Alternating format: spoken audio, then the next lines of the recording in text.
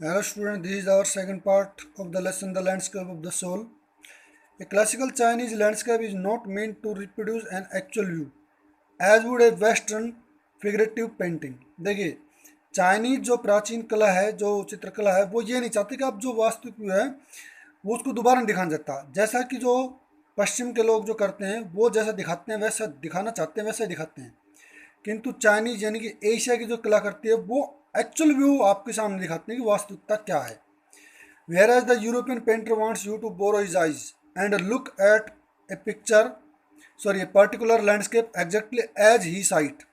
जबकि जो पश्चिमी यूरोपियन जो पेंटर हैं वो आपको खुद की आंखों से अपनी पिक्चर दिखाते हैं, एक पर्टिकुलर दृष्टिकोण से दिखाते हैं कि जैसा उसने चित्र बनाया आप उसको वैसा ही देखें, फ्रॉम ए स्पेसिफिक एंगल, एक व्यक्तिगत दृष्टिकोण से देखें। The Chinese painter does not choose a single point of view, जबकि चाइनीज पेंटर जो है एक दृष्टिकोण नहीं अपनाता है।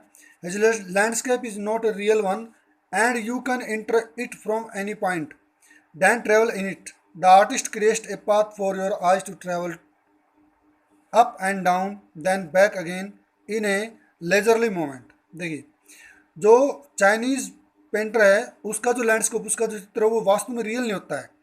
वो उसके अंदर किसी एक पॉइंट से नहीं घुसाता है आपको, वो चाहता है कि उसने जो रचना की है उसने एक पाथ बनाया आपकी आंखों के द्वारा जिसके अंदर आप डाउन, ऊपर से नीचे से दाएं से बाएं से किसी भी मूवमेंट से आप उसके अंदर प्रवेश कर सकते हैं।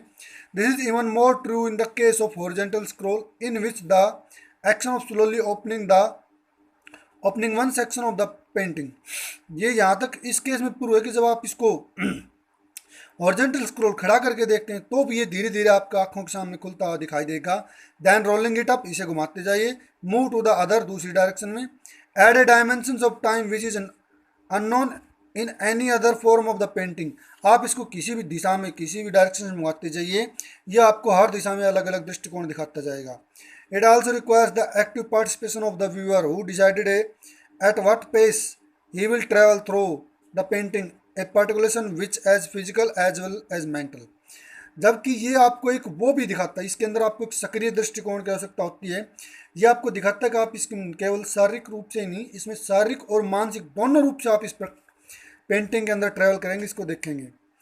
The Chinese painter does not want you to borrow his eyes, he wants you to enter his mind. जबकि चाइनीज पेंटर चाहता है, यानी कि एशियन जो कला करती है वो आपकी आंखों से इस दृष्टिकोण को नहीं देखना चाहती, वो चाहते हैं कि उस कलाकृति को आप अपने मन से, अपने दिमाग से देखें। The landscape is an inter one a spiritual and conceptual space. Landscape जो है एक आंतरिक परिभाषा है जिसमें एक आध्यात्मिक और कॉन्सेप्चुअल स्पेस की जरूरत होती है आपको। This concept is express as sansui, literally mountain water, which is use together represent the word landscape. जो सेंसुई जो कॉन्सेप्ट है, इस कॉन्सेप्ट को सेंसुई नाम दिया गया है, शाब्दिक लिटरली अगर कहें सेंसुई नाम दिया गया जिसका शाब्दिक अर्थ है पर्वत जल। विच use together represent the word landscape, जिसको दो शब्दों से मिलकर बना है जो लैंडस्केप को प्रस्तुत करता है। More than two element of an image the represent these represent two complementary poles reflecting the diverse views of universe. इसके अंदर दो एलिमेंट होते हैं, दो ध्रुव होते हैं जो इस दाव नामी दाववादी चित्रकला को प्रस्तुत करते हैं, पूरे ब्रह्मांड में इसका प्रतिनिधित्व करते हैं। The mountain is young, reach vertical towards heaven, stable, warm and dry in the sun, while the water is yin, horizontal and resting on the earth। देखिए, दाववादी जो चित्रकला है उसके अंदर माउंटेन को यांग प्रतिनिधित्व दिया गया है जो कि खड़ा है, स्वर्ग के साथ स्टेबल स्थित है, गर्म है और धूप में सूखता भी है। While the water is yin, जबकि वाटर को yin का प्रतिनिधित्व बनाया गया जो कि हॉरिजॉन्टल समतल है, और रेस्टिंग इन द अर्थ जो कि इस धरती पर आराम करता है, फ्लूइड बहता है, मॉइस्ट नमी है और कूल ठंडा है। The interaction of yin, the representative feminist aspect of universal energy and in counterpart yang, active and masculine, is of course a fundamental notion of the Taoism. Taoism दाववादी जो चित्रकला है इसके अंदर yin को स्त्रीलिंग के रूप में प्रस्तुत किया गया है और जो कि yang को पुरुष रूप में प्रस्तुत किया गया है। Void is often overlooked is an essential third element. इन दोनों के अलावा प्राय एक तीसरा तत्व भी देखने में आता है। The middle void where the interaction take place, मध्य भाग जिसके अंदर ध्यान दिया जाता है। This can be compared with the yogic part practice of प्राणायाम।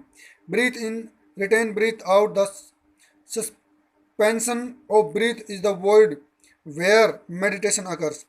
जो तीसरा जो आयाम है उसको योग के द्वारा जो नाम दिया गया, प्राणायाम दिया गया। प्राणायाम के अंदर क्या होता है, सांस को लेना, रोकना और छोड़ना। इन तीनों ही परिस्थितियों में जब हम करते हैं तो उसके लिए मेडिटेशन जरूरी होती है। The middle void is essential. Nothing can happen without it. Hence, the importance of the white unpainted space in Chinese landscape. जो मिडिल स्पेस है, जो योग, जो प्राणायाम, जो मध्य भाग है, ये बहुत ही जरूरी है। इसके बगैर कुछ भी नहीं हो सकता। और यही है जो चाइनीज पेंटर होते हैं, जो अपना स्पेस छोड़ देते हैं, वो इसी के द्वारा प्रस्तुत करते हैं। This is also where man finds a fundamental role. यही वो जगह है जहाँ आदमी को मूलभूत आधार मिलता है। In that space between heaven and earth he becomes the conduct of communication between the both poles of the universe. यही वो है जो दोनों ध्रुवों के बीच में कम्युनिकेशन का साधन बनता है, धरती और स्वर्ग के बीच का माध्यम बनता है। His presence is essential. उसकी उपस्थिति आवश्यक है। Even if it is only suggested. जबकि यह केवल सुझाव मात्र है। Far from being lost or oppressed by the lofty peaks he is in Francis Cheng wonderful expression the eyes of the landscape. जो कि खोई जा सकती है, oppressed by the lofty peaks, जो कि ऊंची पहाड़ियों में गुम हो सकती है। Is Francis Cheng's wonderful expression. और जो फ्रांसिस चैंग जो हैं, उनके वास्तविक शब्दों में अगर इसको कहा जाए तो this is the eye of the landscape. यही आई ऑफ द लैंडस्कोप है, चित्रकला की आंखें हैं। ये इसका सेकंड पार्ट था, यहाँ पर कंप्लीट हो गया है। ये लेसन आपका कंप्लीट हो गया है। इसको आप राइट इन लर्न करेंगे। Thank you.